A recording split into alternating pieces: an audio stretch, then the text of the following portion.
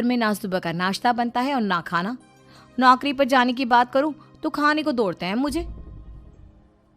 हाँ मम्मी, मैंने भी सुमित को कितनी बार कहा कि अगर नौकरी नहीं करनी तो कोई छोटी सी दुकान ही खोल लो, घर का खर्चा कैसे चलेगा। देखो दोपहर के 12 बजने आए और जनाब अभी तक सो रहे हैं। हाँ मम्मी, ईशा और सुहाना ठीक कहती हैं। अविनाश का भी यही हाल है। जब मैंने अपनी प्रेगनेंसी के बारे में कहा तो मुझसे कहने लगा, अरे दूसरी लड़कियां तो 9-9 महीने तक नौकरी करती है, बस डिलीवरी के टाइम छुट्टी लेती है। मोहिनी तुम भी नौकरी करो। अब मुझे कहाँ नौकरी मिलेगी। मम्मी बताओ अब मैं क्या करूँ। हे भगवान, क्या सोचकर घर जमाई दामाद लाई थी मैं कि मेरी बेटियां मेरे पास रहेंगी और खुश रहेंगी, लेकिन इन आलसी दामादों ने तो हमारी जिंदगी को भी प्रॉब्लम में डाल दिया है। मैं तो कहती हूँ मम्मी, हम लोग वापस अपनी जॉब पर जाना शुरू कर देते हैं। बता देते हैं इन लोगों को कि हमने प्रेगनेंसी का बहाना किया है। नहीं नहीं बेटा, ऐसी गलती भी मत करना। अगर तुमने ऐसा किया तो इन तीनों की आदत और ख़राब हो जाएगी। अरे आज नहीं तो कल कभी तो तुम प्रेग्नेंट होगी, तब वापस यही प्रॉब्लम आएगी, तब क्या करोगी तुम तीनों। हाँ मम्मी, आपकी बात तो बिल्कुल सही है। इन लोगों को तो सुधारना ही पड़ेगा। लेकिन कैसे? अपने बच्चों के आने की खबर सुनकर भी इन लोगों पर कोई असर नहीं हो रहा। पैसे कमाने के लिए घर से बाहर निकलना ही नहीं चाहते ये तीनों। अब मेरे दिमाग में एक प्लान आया है, तुम तीनों चिंता मत करो। उन तीनों को बुलाओ, फिर मैं बात करती हूँ। थोड़ी देर बाद कावेरी जी अपने तीनों दामादों को सामने बुलाकर अपनी बात कहना शुरू करती हैं। अविनाश, सुमित और विवेक, देखो बेटा, मैं ना तुम तीनों से बड़ा प्यार करती हूँ, इसीलिए तो तुम्हें घर जमाई बना कर रखा है मैंने। अरे मम्मी जी, सीधे सीधे कहिए ना, क्या बात है।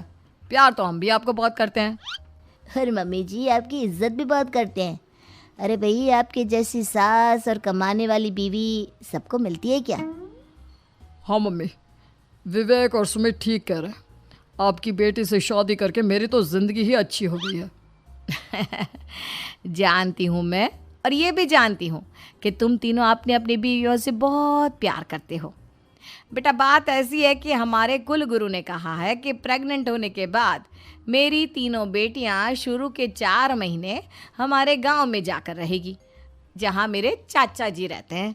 अरे लेकिन क्यों मम्मी, गांव में जाकर रहने की क्या ज़रूरत है इन तीनों को। वो क्या है ना बेटा, हमारे परिवार को एक श्राप है। अगर मेरी बेटियों ने यहाँ पर बच्चा पैदा करने की कोशिश की तो उनके बच्चों को कुछ भी हो सकता है। इसलिए अब से लेकर 4 महीने पूरे होने तक इन्हें गांव वाले घर में रहना पड़ेगा। हाँ तो इसमें प्रॉब्लम क्या है मम्मी जी? हम भी वहाँ जाकर रहेंगे, पिकनिक मनाएंगे। अरे भाई, बीवी जहाँ हम भी वहाँ। हाँ यार, आइडिया तो बहुत अच्छा है। शहर की ज़िंदगी में रह रहकर परेशान हो चुके हैं, अब कुछ दिन गांव में बिताएंगे। तुम लोग समझने की कोशिश क्यों नहीं करते। तुम में से कोई भी वहाँ नहीं जा सकता, और मैं यहाँ रहूँगी ना तुम तीनों के साथ। 4 महीने की तो बात है, उसके बाद ये तीनों ही लौट कर आ जाएंगी। ठीक है मम्मी जी, अब हमारे बच्चों का सवाल है तो ये तो करना ही पड़ेगा। कावेरी अपनी तीनों बेटियों को कुछ दिन के लिए घर से बाहर कहीं दूसरे शहर में रहने के लिए भेज देती है। कुछ दिनों के बाद, अरे मम्मी जी, बहुत दिन से पिज्ज़ा नहीं खाया, मंगवाइए ना। क्या बताऊं बेटा, पहले तो बेटियां खर्चा दे देती थी क्योंकि उनकी नौकरी थी, लेकिन अब तो मेरे पास पैसे ही नहीं बचे। थोड़े बहुत पैसे हैं जो बच्चों की डिलीवरी में काम आएंगे। लेकिन मम्मी जी, आपकी बेटियों को वापस आने में तो अभी बहुत वक्त बाकी है। वही सोच सोच कर परेशान हो रही हूँ। सोच रही हूँ कल से दूध भी बंद करवा देती हूँ। अब दूध वाले को देने के लिए पैसे भी तो नहीं है ना। अरे नहीं नहीं मम्मी जी, अगर दूध भी बंद करवा दोगी तो मुझे चाय कहाँ से मिलेगी? और चाय के बिना मैं तो मर ही जाऊंगा। क्या करूं बेटा, इसके अलावा हमारे पास कोई ऑप्शन नहीं है। मेरे पास पैसे ही नहीं बचे। इस तरह कावेरी जी धीरे धीरे अपने तीनों दामादों को पैसे देना बंद कर देती हैं और घर में खाने पीने की चीज़ें लाना भी बंद कर देती है। अब वो तीनों बुरी तरह से परेशान होने लगे थे, और इसलिए एक दिन तीनों प्लान करके घर से बाहर निकलते हैं। और बाजार में जाने के बाद, यार अच्छा खाना खाए हुए कितने दिन हो गए, पता नहीं कब अच्छा खाना मिलेगा। हमारी बीवियों के जाने के बाद तो हमारी हालत भिखारियों जैसी हो गई है यार। कुछ भी हो, मुझे तो आज पिज्ज़ा खाना ही खाना है। जेब में 1 रुपया नहीं है और पिज्ज़ा खाएगा। कहाँ से आएंगे पैसे? अरे देख वहाँ सामने बोर्ड पर क्या लिखा हुआ है, कंप्यूटर पर काम करने के लिए एक आदमी की आवश्यकता है। भाई मैं तो जा रहा हूँ, काम करूँगा और शाम तक पैसे लाकर आराम से पिज्ज़ा खाऊंगा। जा जा, तुझे कोई काम नहीं देने वाला, हम तो घर जा रहे हैं। चल भाई सुमित।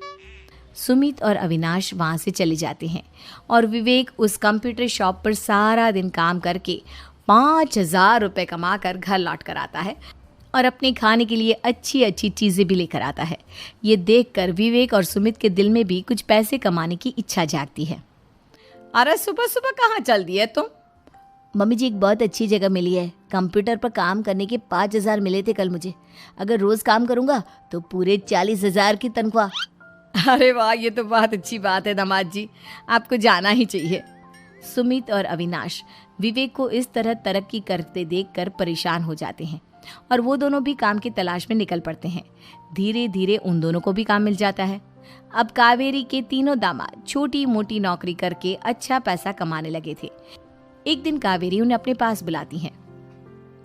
अरे वाह, विवेक 40,000 कमा लेता है, अविनाश 60,000 और सुमित तुम भी 40,000 के आसपास कमा ही लेते हो। कुल मिलाकर तुम अच्छे खासे पैसे कमा रहे हो बेटा। हाँ मम्मी जी, बहुत मज़ा आता है जब महीने के एंड में मोटी रकम हाथ में आती है। पूछिए मत मम्मी जी, घर में रहकर रोटी बना बना कर और तो जैसा महसूस होने लगा था मुझे तो। हाँ बेटा, तुम तीनों की बात तो बिल्कुल ठीक है। और जानते हो, अब तुम तीनों की पत्नियां भी वापस लौट कर आने वाली है। लेकिन मम्मी जी अभी तो उन्हें गए सिर्फ 2 महीने हुए हैं, आपने तो कहा था वो 4 महीने के बाद लौट कर आएंगी। ऐसा कुछ नहीं है बेटा, मैं सिर्फ तुम तीनों को सबक सिखाना चाहती थी कि आदमी घर में बैठकर बीवी की कमाई खाता हुआ अच्छा नहीं लगता। इस दुनिया में हर इंसान को मेहनत करनी चाहिए, काम करना चाहिए, चाहे वो औरत हो या आदमी, ताकि अपने परिवार को संभाल सके। कावेरी की बात सुनकर उन तीनों को अपनी गलती का एहसास होता है और कावेरी उन्हें सच बता देती है कि ईशा, सुहाना और मोहिनी शहर में ही कहीं दूसरी जगह रह रहे थे।